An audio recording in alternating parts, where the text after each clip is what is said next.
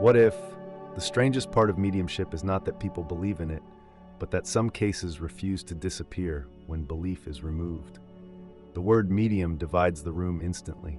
One side hears comfort, signs, a mother receiving a message from a dead child. The other side hears fraud, cold reading, emotional manipulation, desperate people being told what they want to hear. Because mediumship lives in one of the most dangerous emotional places a human being can enter, the space between death and love. When someone you love dies, you do not only lose a person, you lose a voice, a pattern, a future, 1,000 unfinished conversations. So when someone claims that voice can still speak, the offer is almost unbearable. It can heal you, or it can exploit you. It can open a door, or sell you a door painted on a wall. So science has a responsibility here. Not to mock, not to kneel, but to look carefully. The easy skeptical answer is that mediumship is just performance. Sometimes it is.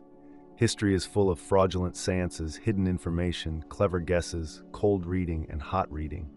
Some people learn to read grief the way a pickpocket reads a crowd. Any serious investigation has to begin there. But if that were the whole story, this subject would be much less interesting. The strongest cases are the ones where the usual exits begin to narrow. Little contact with the family, specific information, names, dates, private phrases, circumstances, signatures, details that later correspond to documents or facts the family says it never supplied. In Brazil, no figure carries this question more powerfully than Chico Xavier, a humble man who claimed to psychograph messages and books from deceased personalities, and who became famous for linking mediumship to charity, consolation, and service. That does not automatically prove his claims. A reputation can still be wrong, but it changes the shape of the suspicion. If the accusation is always, "he did it for money," what happens when the money trail does not behave the way we expect? If the accusation is always, "he was guessing," what happens when researchers try to separate guesses from verifiable statements? In 2014, researchers analyzed 13 psychographed letters attributed to Chico Xavier. They identified 99 pieces of verifiable information, then rated how clearly those details fit the facts and how likely ordinary access to the information would have been. The study did not prove that spirits wrote the letters, but the authors reported a high degree of fit and argued that ordinary explanations like fraud, chance, information leakage, and cold reading were not comfortable explanations for the material they examined. Skeptics hear spirits are proven and push away. Believers hear not comfortable and feel vindicated. But the most honest place is stranger than both. The research does not hand us a finished worldview. It hands us a problem. Other controlled experiments have tried to remove normal channels of information. In a triple-blind study published in 2007, Julie Beischel and Gary Schwartz tested research mediums under conditions where sitters, mediums, and experimenters were separated from key identifying information. A 2021 meta-analysis later reported results above chance, suggesting that at least some mediums may retrieve information through means not yet understood.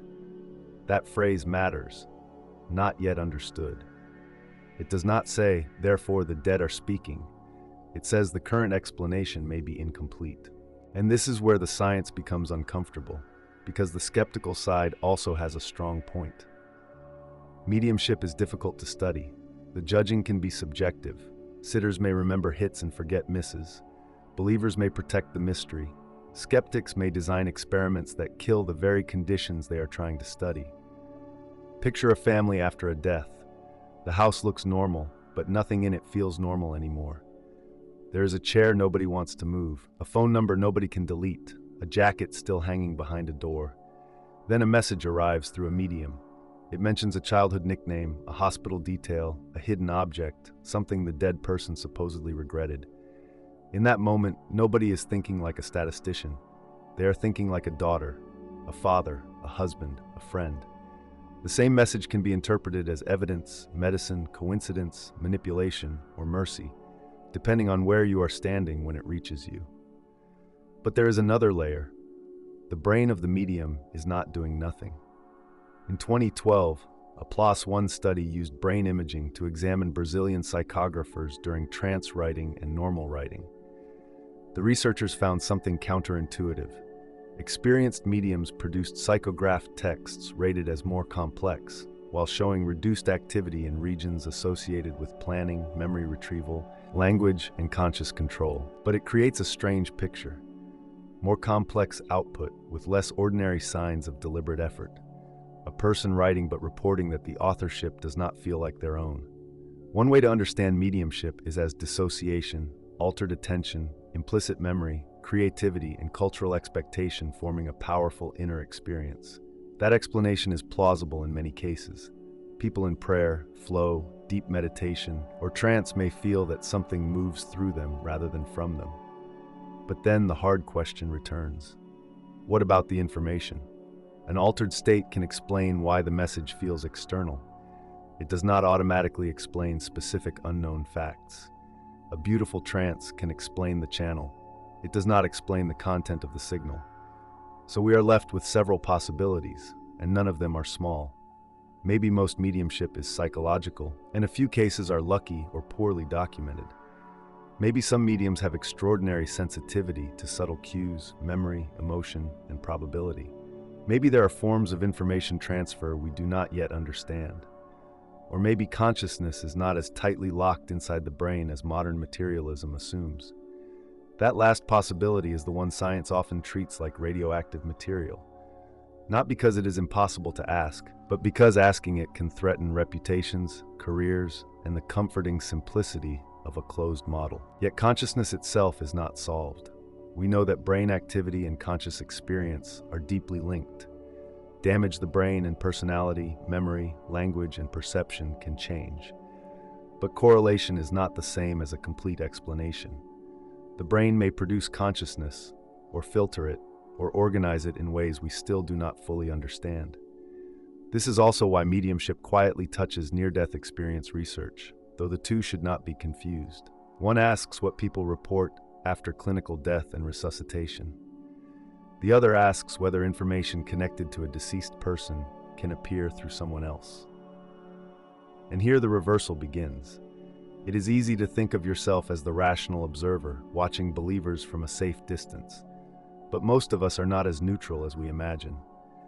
If you desperately want the door to be open, you may turn a vague sentence into a miracle. If you desperately want the door to be closed, you may turn a disturbing case into nonsense before you have looked at it.